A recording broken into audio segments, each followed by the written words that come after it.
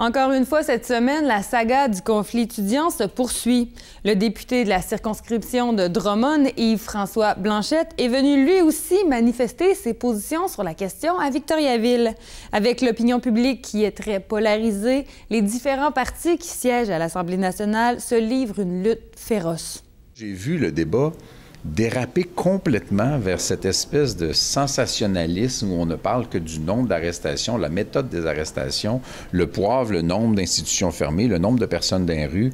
Et donc, plus de débat sur le fond, plus de débat sur la cause du problème. J'ai trouvé ça très déplorable et il s'est avéré que c'était une stratégie, que c'était calculé par quelqu'un quelque part. Selon le représentant du Parti québécois, seule une élection déclenchée maintenant réussirait à dénouer l'impasse et ainsi offrir une sortie de crise honorable aux deux partis.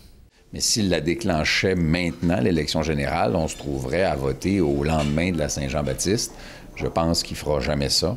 Mais s'il prenait la décision d'aller en élection, je pense que ce serait le choix le plus responsable. Si une élection se dessinait à l'horizon, la position du PQ est claire et se dissocie formellement du parti actuellement au pouvoir. Notre engagement est de faire en sorte qu'on n'aille pas au-delà de l'indexation des coûts de droits de scolarité tels qu'ils existent maintenant, jusqu'à ce qu'on ait atteint le niveau de diplomation de l'Ontario, qui est évidemment au niveau économique notre principal concurrent.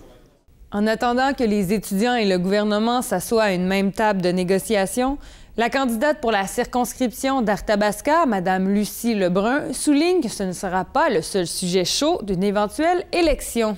Il ne faudrait pas que le conflit étudiant prenne toute la place. Je le répète, c'est important, mais il y a beaucoup d'autres enjeux aussi qu'il faudra dire au moment des élections, puis le dire à tous les jours aussi.